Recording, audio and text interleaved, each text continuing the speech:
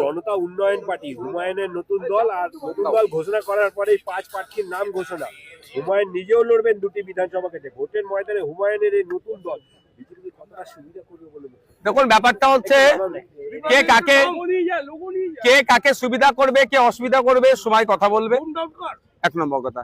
দ্বিতীয় কথা হচ্ছে, আমরা পশ্চিমবাংলার বিজেপি এবং তৃণমূল যেভাবে এই দুই দল মিলে শাসক এবং প্রধান বিরোধী দলের থেকে বাংলার মানুষকে শোষণ করছে, এর বিরুদ্ধে আমরা ঐক্যবদ্ধ হয়ে লড়াই করার চেষ্টা করছি।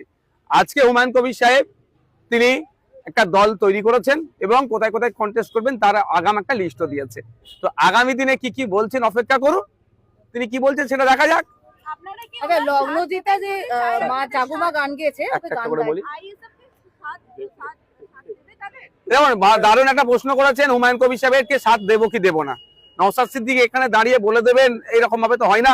আমাদের পার্টির একটা গাইডলাইন আছে, পার্টির একটা কেন্দ্র কমিটি আছে, রাজ্য কমিটি আছে, নিশ্চিতভাবে সেখানে আলোচনা হবে। তবে একটা কথা বলি, এখন পর্যন্ত হুমায়ুন কবির সাহেব আজকেই দল করেছেন, তিনি এই বিষয়ে কাউকে এখনো অফিসিয়ালি প্রস্তাব দেয়নি।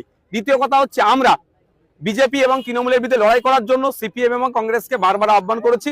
সিপিএম এর সাথে বা লেফট ফ্রন্টের সাথে আমাদের আলোচনা চলছে। আরো অনেক রাজনৈতিক দল আছে, তাদেরকে নিয়ে আমরা বিজেপি তৃণমূলের বিরুদ্ধে লড়তে চাই। যারা, শুধু হুমায়ুন কবির সাহেবের কথা আমি বলছি না, রাজ্যে যে সমস্ত সেকুলার ফোর্স গুলো আছে, যারা বিজেপি এবং তৃণমূলের বিরুদ্ধে সত্যিকারের লড়াই করতে চাই, সকলকে আমরা আহ্বান করেছি এক জায়গায় আসুক, এবং সকলের সাথে আমাদের আলোচনা চলছে। লগ্নজিতা গান গাইতে উঠেছিলেন এবং জাগুমা গেয়েছেন বলে তাকে বলা হয়েছে সেকুলার গান গা বলে নামই দেওয়া হয়েছে। এটা বাংলার সংস্কৃতি নাকি? আমি এক বাক্যে উত্তর দেবো, কে কি খাবে, কে কি পড়বে, আর কে কি গাইবে, এটা কেউ ঠিক করে দিতে পারে না। সংবিধান যেখানে আমাকে স্বাধীনতা দিয়েছে, সুতরাং এইভাবে কারো কণ্ঠকে রোধ করা বা কারো খাদ্যাভাসকে উপরে আক্রমণ করা বা কারো পোশাকের উপরে আক্রমণ করার আমি বিরুদ্ধে। আচ্ছা, যুবভারতী কাণ্ডে দেখা যাচ্ছে কোটি টাকাতে কেউ কেউ টিকিট কিনে নিয়েছে, কোনো টিকিট লাখ টাকা ছাড়িয়ে গিয়েছিল। কি মনে হয়, বড় সড়ো একটা প্রতারণার চক্র চলছিল? এটা বিচার বিভাগীয় তদন্ত হওয়া দরকার। এর মধ্যে 1 টাকা 2 টাকার খেলা নয়, একাধিক টাকার খেলা আছে। কারণ যতটুকু জানতে পারছি, আপনাদের মিডিয়ার মাধ্যমে শুনতে পাচ্ছি যে ওখানে 3 গুণ পাস অ্যালাউ করা হয়েছিল ফিল্ডে নেবে যারা মেসির সাথে ঘোরাফেরা করবে।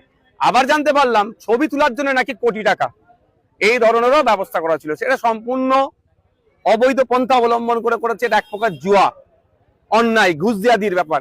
এটা তদন্ত হওয়া দরকার। তবে বাংলার ফুটবল প্রেমী মানুষের মননে, বাঙালির মননে যে ক্ষোভের সঞ্চয় হয়েছে, মমতা ব্যানার্জি তড়িঘড়ি ক্রীড়ামন্ত্রীকে প্ল্যানিং করে ইস্তফা দিয়া করালেন। এটা দিয়ে বাংলার মানুষ যে দুর্নীতি হয়েছে সেটাকে মেনে নেবে না। মমতা ব্যানার্জি যদি সৎ সাহস